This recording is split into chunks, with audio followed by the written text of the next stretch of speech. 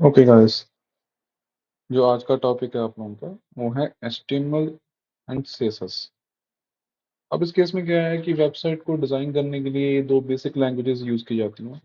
आगे जाके धीरे धीरे फ्रेमवर्क्स भी स्टार्ट हो जाते हैं, जिन केसेस में लाइक बूटस्ट्रैप हो गया, फाउंडेशन हो गया। ठीक है, इस तरह से बहुत सारे आपको फ्रेमवर्क्स मार्केट में मिल जाते होते हैं जो आपकी वेबसाइट की डिज़ाइन को अपग्रेड करने में हेल्प करते होते हैं।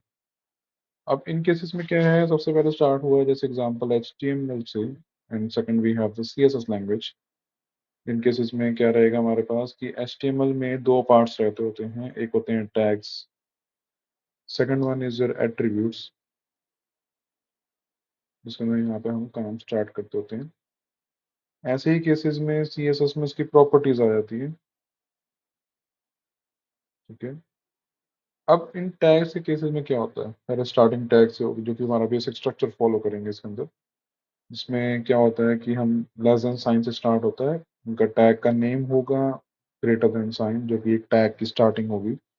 वैसे ही टैग की क्लोजिंग भी आएगी, less than sign slash tag का नेम ग्रेटर देन साइन। ये हो गया एक तरीके का टैग लिखने का तरीका इसको, जिसमें क्या है कि एक टैग की स्टार्टिंग हो गई और एक टैग की एंडिंग हो जाती है यहाँ पे।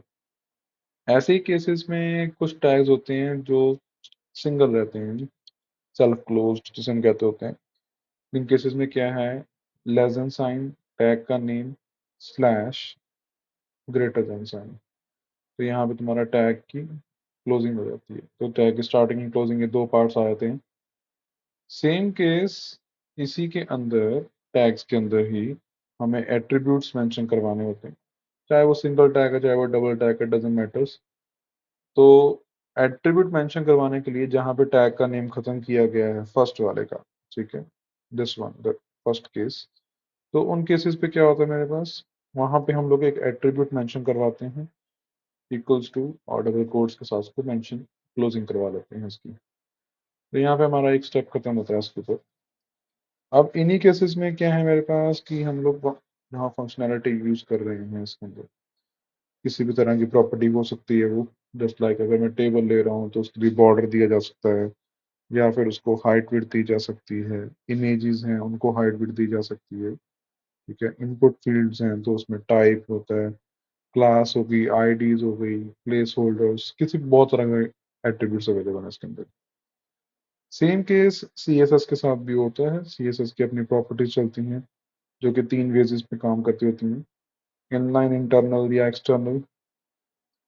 ये तीन वेज हो गए इसको टाइप करने के, इसको लिखने के टाइप्स हैं इसके। जिन केसेस में क्या है कि प्रॉपर्टीज तकरीबन सेम रहेंगी इसकी। जैसे एग्जांपल मैंने प्रॉपर्टी का नाम लिया कलर, उसके बाद कॉलन आया, उसके बाद उसकी वैल्यू आ जाएगी, then we have the semicolon. इस तरह से उसकी प्रॉपर्टीज को मेंशन करवाया जा सकता है। तीनों वेज में सेम रहेगा, तीनों वेज में कोई डिफरेंस नहीं आता था उसके अंदर, सिर्फ उनके लिखने का तरीका जो है वो चेंज हो जाएगा इसके ऊपर। ठीक है, अब इसी केस में हम लोग स्टार्ट करते हैं पहले एक बेसिक HTML स्ट्रक्चर के साथ। पहले HTML का स्ट्रक्चर पता होगा तभी हम CSS में जाने का कोई फायदा है, वरना कोई फायदा नहीं है हम लोगों को उसके ऊपर। तो स्टार्ट किया हम लोगों ने पहले बेसिक स्ट्रक्चर के साथ, जिसमें क्या है कि एक वेबसाइट का पेज पहले सेव करते हैं।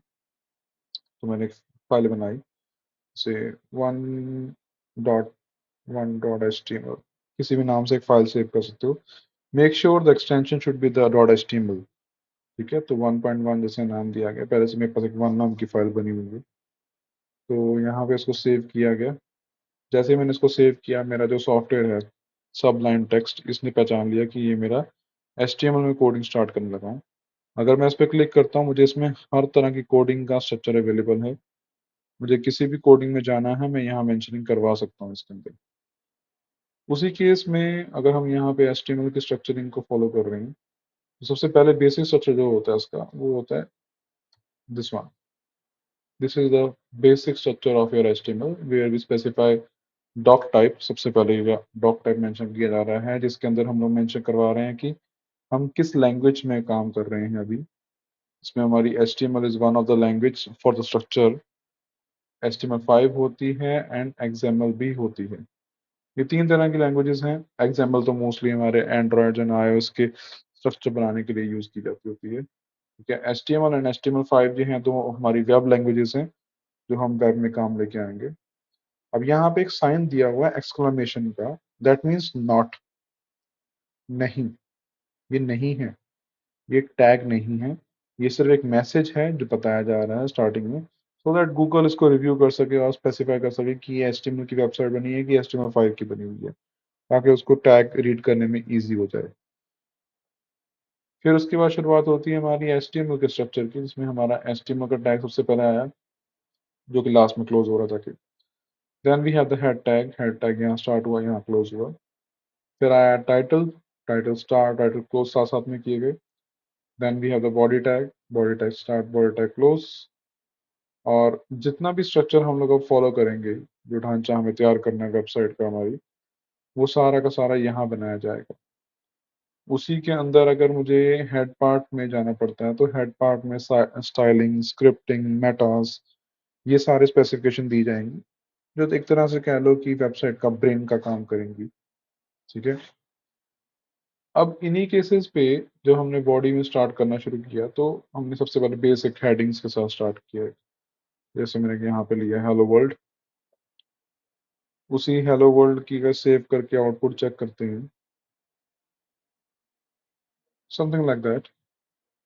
उसी केस में अगर मैं इसको टेक्स्ट को यहाँ हटा के यहाँ लिखता हूँ, तो ये देखो डिफरेंस दोनों में, एक नॉर्मल टेक्स्ट में और एक हेडिंग 1 के अंदर डिफरेंस।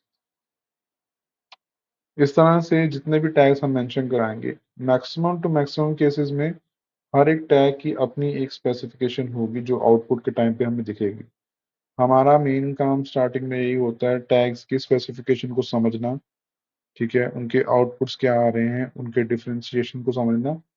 जैसे एग्जांपल ये रहे, मैंने H1 से लेके H6 तक सारे हेडिंग्स लिख दिए, जिसमें हमारा H1 2 3 4 5 एंड 6 यहाँ तक काम कर रहा है मेरे पास।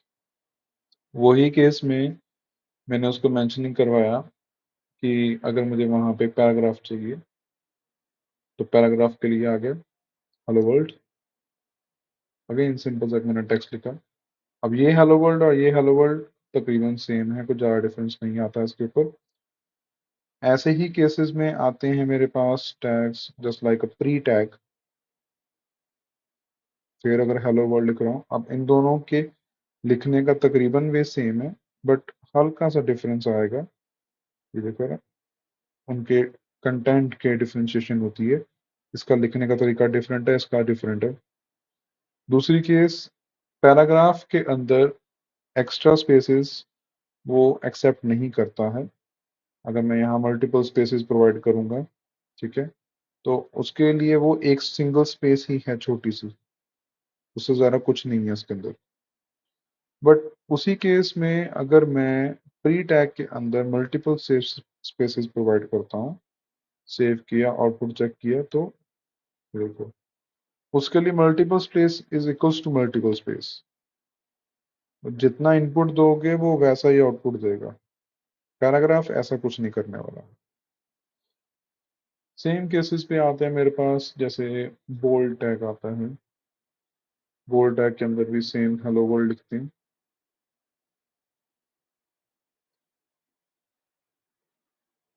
सेव किया, आउटपुट चेक किया, एक नॉर्मल टेक्स्ट को बोल्ड में कर दिया गया है इसके अंदर। Then we have the italic tag, वही केस में हमारे पास है एक अंडरलाइन,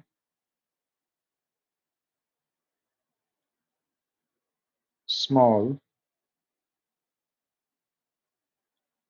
एक बोल्ड का ऑल्टरनेट है strong, same like bold, difference नहीं होता इसके अंदर। Then we have mark, highlight करने के लिए। फिर उसके बाद आता है मेरे पास इसके अंदर डिलीट,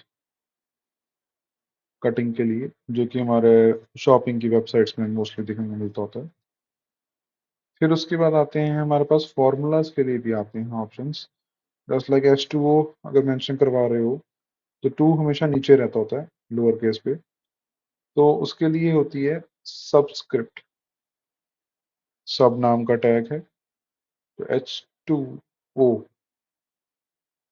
ये देखो 2 इस तरह से मेंशनिंग करवाई जाती है इसके ऊपर। उसी केस में अगर पावर चाहिए हमें, तो पावर के लिए होता है सुपरस्क्रिप्ट O की पावर 3, O की पावर 3 इस तरह से मेंशन करवाई जा सकती है। इसी केस में mark Q,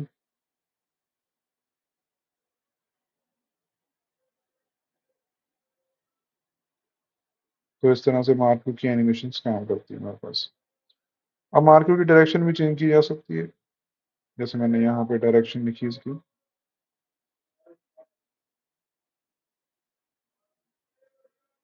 from the left to right, तो इस तरह से मेंशनिंग करवाई जा सकती है इसके ऊपर। ठीक है, इतना कंटेंट हमारा स्पेसिफाई किया है सबसे पहले बेसिक्स वाला।